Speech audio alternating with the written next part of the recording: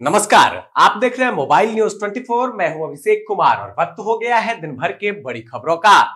लोकसभा चुनाव की तारीखों का ऐलान कर दिया गया है, जहां मुख्य चुनाव आयुक्त राजीव कुमार ने बताया कि 7 चरणों में 2024 का लोकसभा चुनाव संपन्न कराया जाएगा और 4 जून को नतीजे आएंगे, जहां पहला चरण 19 अप्रैल, दूसरा चरण 26 अप्रैल, तीसरा चरण 7 मई, चौथा चरण 13 मई, पांचवा चरण 20 मई, छठा चरण 25 मई, 7वें चरण के लिए 1 जून को वोटिंग होगी और 7 जून को नतीजे आएंगे।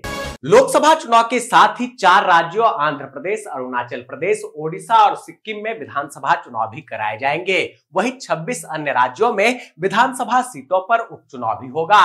इन चुनाव के रिजल्ट भी 4 जून को ही जारी किए जाएंगे। संयुक्त राष्ट्र में इस्लामोफोबिया से निपटने के उपाय पर प्रस्ताव पारित होने पर भारतीय प्रतिनिधि रुचिरा कंबोज ने पाक को आईना दिखाया। प्रस्ताव को पाकिस्तान ने पेश किया था, जिससे भारत ने दूरी बनाई।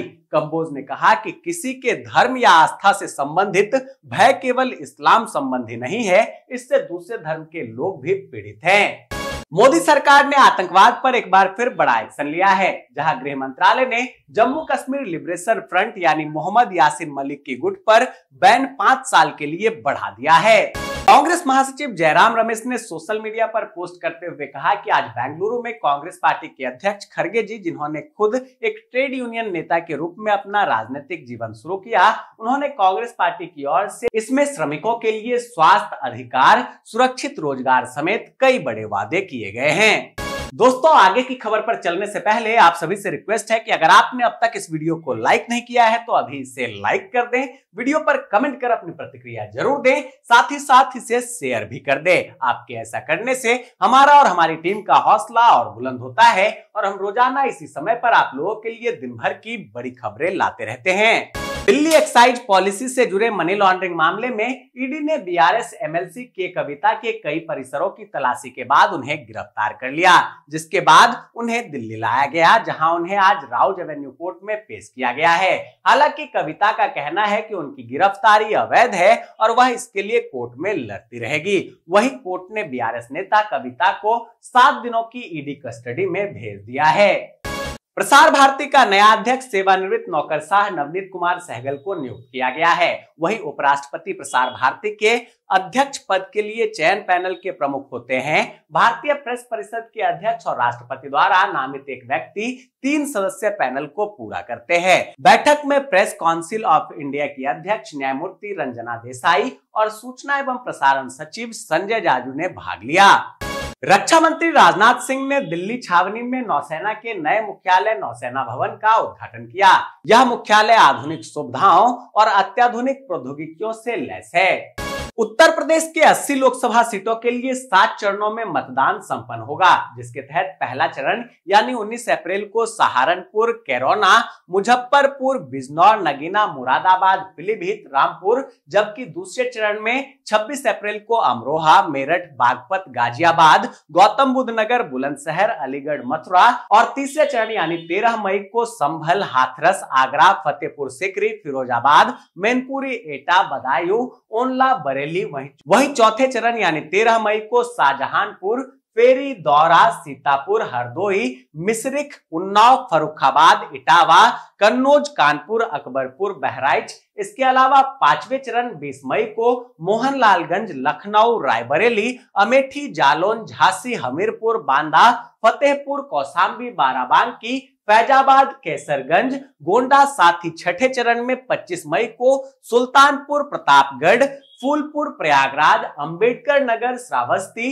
डुमरियागंज, बस्ती, संत कबीर नगर, लालगंज, आजमगढ़, जौनपुर, मछली शहर, भदोही और 7वें चरण यानी 1 जून को महाराजगंज, गोरखपुर, कुशीनगर, देवरिया, बंसगांव, घोसी, सलेमपुर, बलिया, गाजीपुर, चंदौली, वाराणसी, मिर्जापुर और रॉबर्ट्सगंज में चुनाव कराए जाएंगे। बिहार की कुल 40 लोकसभा सीटों के लिए तारीखों का ऐलान कर दिया गया है, जहां निर्वाचन आयोग ने पहले फेज में औरंगाबाद, गया, नवादा और जमुई, दूसरे फेज में किशनगंज, कटिहार, पूर्णिया, भागलपुर और बांका, तीसरे फेज में झंझारपुर, सुपौल, अररिया, मधेपुरा और खगड़िया, चौथे फेज में दरभंगा, उजियारपुर, समस्तीपुर, बेगूसराय और मुंगेर, जबकि पांचवें फेज में सीतामढ़ी, मधुबनी, मुजफ्फरपुर, सारण और हाजीपुर। वही छठे फेज में वाल्मीकिनगर, पूर्वी चंपारण, शिवहर, वैशाली, गोपालगंज, सिवान और महाराजगंज, जबकि सातवें फेज में आरा, बक्सर, सासाराम के अलावा सीएम के गृह क्षेत्र नालंदा, बिहार की राजधानी पटना की 2 सीटों के साथ काराकाट और जहानाबाद में लोकसभा चुनाव कराए जाएंगे। दिल्ली शराब घोटाला मामले में सीएम केजरीवाल को मिली बड़ी राहत। ईडी के समन पर पेश न होने पर अदालत ने 15,000 के निजी मुचलके पर दी जमानत। पंजाब के फरीदकोट में सीआईए स्टाफ और गैंगस्टरों के बीच हुआ मुठभेड़, 3 बदमाशों के पैर में लगी गोली, एक हुआ फरार।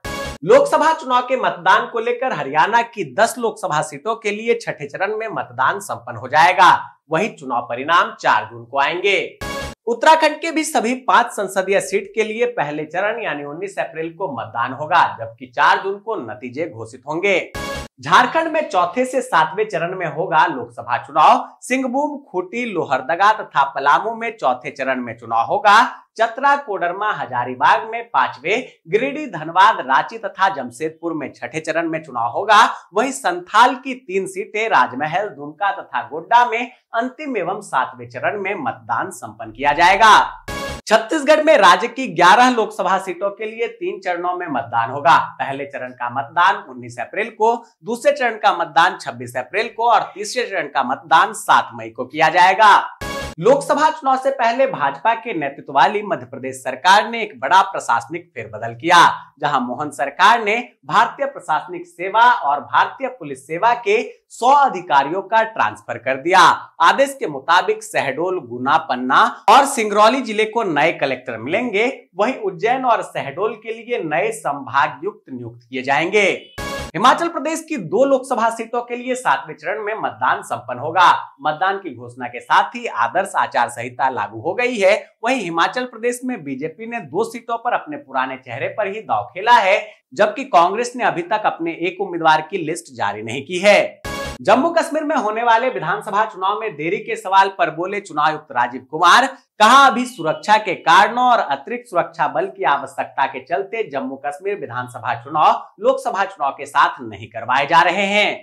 पश्चिम बंगाल के राज्यपाल सीवी आनंद बोस ने आगामी आम चुनाव में सजग रहने की प्रतिबद्धता जताते हुए राज्य में हिंसा और भ्रष्टाचार को खत्म करने का संकल्प लिया है। बोस ने चुनाव पर प्रतिक्रिया देते हुए कहा कि मैं मतदान के दिन सड़क पर मौजूद रहूंगा।